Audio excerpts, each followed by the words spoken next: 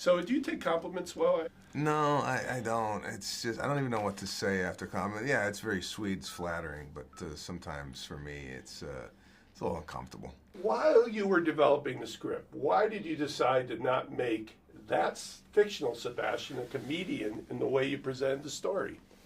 I didn't want to do the comedy. it never really, I took another version of myself. I made myself a general manager of a hotel because I worked at the Four Seasons Hotel for 7 years while I was in Los Angeles. And if I wasn't a comedian, I would have been a general manager of a high-end hotel. So that's why I kind of incorporated that.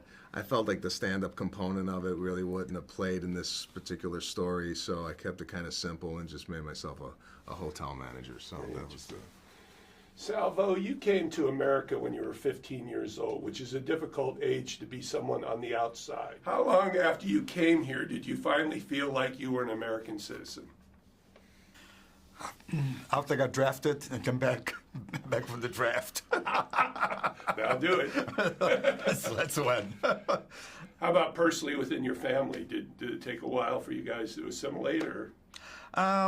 At that time, you know, here's the difference then in the '60s and now. Right. Now, if you go into a Starbucks coffee, you hear a lot of languages. Yeah. Oh, right. Okay. At that time, you're trying to simulate. You don't talk your own language. You know. Right. You're trying to learn English.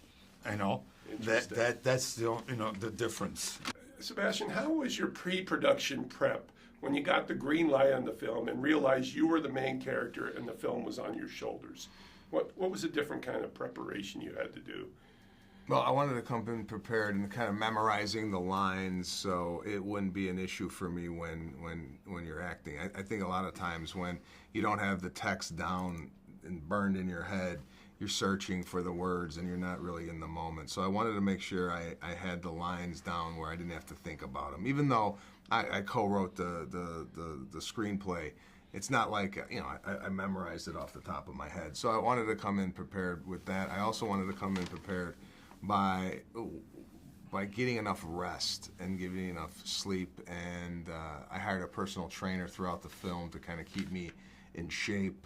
I didn't go out at night. It was like boxing. It was like a boxer preparing for his big fight, where I wanted to come in clear-headed. You know, I like to drink wine every now and then. I didn't want any of that, you know, in my head. I just wanted to be focused. Plus, I'm working with Niro. You know, I mean, I gotta be on my game. I can't come in and half-ass it. So, Salvo, what tips did you give Robert De Niro on how to look like he knew what he was doing at the hair salon? And did he use them in the film? In the salon, first the script. We went through the script. 6 days I was with him. Wow. And taught him how to say the phrase that's called for Italian. So that went, you know, repeating. Like I say, he's very particular into it. And when he gets into it, he really gets into it. That in the salon, I was supposed to get a scene doing some highlights in the woman's hair, and I was showing, said, show me how to do it. You know, I was showing him how to do it, and he was looking at it at me, and then he goes, let me do it. So I did it. You know, that's how deep he gets into it. Yes, yes. When I listen to your bio or look at your bio, you've already put in the 10,000 hours as a stand-up before getting national exposure. So at what point did your comic persona develop? That sort of aggrieved regular guy just thinking about the modern world and how bizarre it is.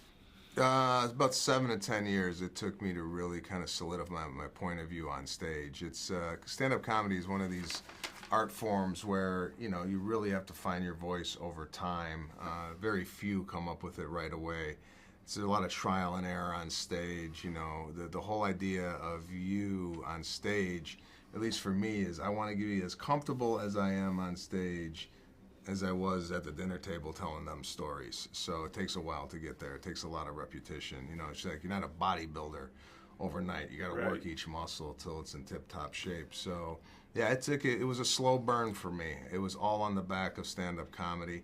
I wasn't one of these people that had like a successful TV show out of the gate, a movie career. That's what happens a lot of times. Some stand-ups are catapulted because, you know, if this movie would have happened, you know, 15, 20 years ago, first of all, I would have never been ready for it. I think all things happen for a reason. Right. And my comedy wouldn't have been at a level to sustain any type of longevity just because I didn't put in the hours. So I think it all happened at the right time for me. I started when I was 24 years old. Right. I'm going to be 50 this year. I've been doing this 25 years in the business. And if this movie with Robert De Niro would have happened, whatever, even 5 years ago, I just wasn't mentally prepared to do it. And it just seemed to work out just fabulous. Now, did you find when you were being yourself, you were getting a stronger reaction, and that's how you steered the act?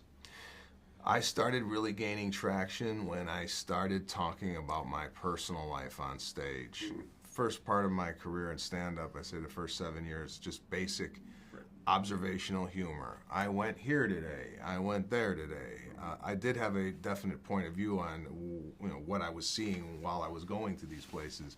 But as soon as I put this one bit in my my special, Aren't You Embarrassed, that specifically dealt with Italian weddings. And I was wondering, I think I called you, I said, should I leave it in the act because it's so specific to Italians that I didn't want to alienate anybody else who saw this. Sure. But I was like, you know what, let's leave it in there. And I found, as soon as I started talking about that and Italian people, I found that people are like, oh, that's my family. That's what we do. Now, you don't have to be Italian to really understand what I'm talking about in my stand-up and in this movie. You know, this is an immigrant story. A Greek, a Spanish, a Mexican could get the story. Exactly. So, yeah, as soon as I started becoming a lot more personal with my material, things took off for me. So in your act, you somewhat rail against the modern American male being too soft and squishy. Yet you examine yourself when writing a book. You've just done romantic scenes in a movie, and you're asked to self-reflect about yourself in interviews like with me.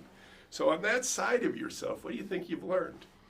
Yeah, I don't know if I'm self-reflecting a lot. I don't know. I seem to be, as soon as I start self-reflecting, I start, you know, as soon as I start enjoying any of the moments, I feel like I can't, you know. But yeah. Do you have Catholic roots? Yeah, could be. Yeah, I want to self-reflect more. I want to kind of you know, look at things in that light. Just because my entire life it's been, you know, it's been fear. It's out of fear, I guess. The fear of failing, the fear of not meeting standards. Right. It's never been the positive. You know, I know, you know, you got a lot of guys out there like The Rock or Mark Wahlberg or Kevin Hart who are like, positivity, man, just get up and do it. And I'm not like that. I'm more like, I gotta do this now because my tongue could fall out tomorrow and then I can't do nothing. You know, like and I think that stems from our family.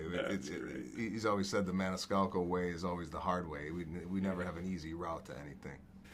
Think back to, let's say, 1990. If someone would have come up to you and said that someday there would be a movie about you using your real name and you would be portrayed by Robert De Niro, what would have been your reaction? Are you kidding?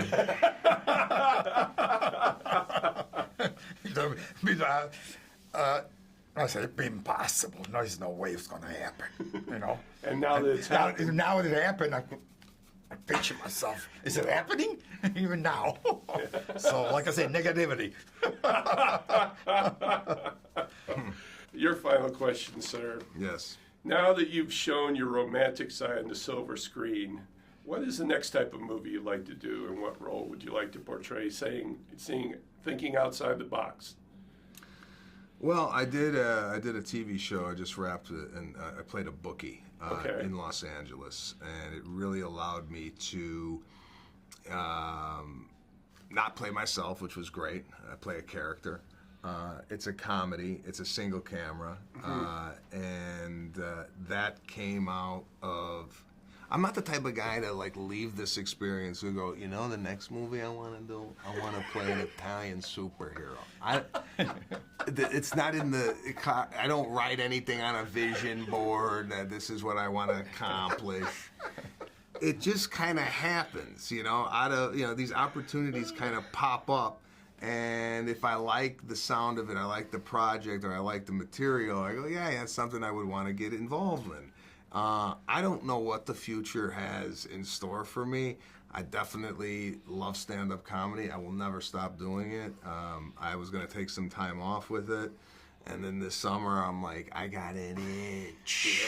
I got to get back out there. And, I picked up a few shows just because I miss it so much. But I always do stand-up comedy. The next TV project, the next film project, I have no idea. But whatever I do, I believe in it 100%. And it's you know what? It's like I'm running a restaurant, right? And every item from the appetizers to the entrees to the dessert has to be top quality. Gotcha. I don't do things just to do things. I do things because I think it's fantastic. This is Patrick McDonald for HollywoodChicago.com. Copyright 2023.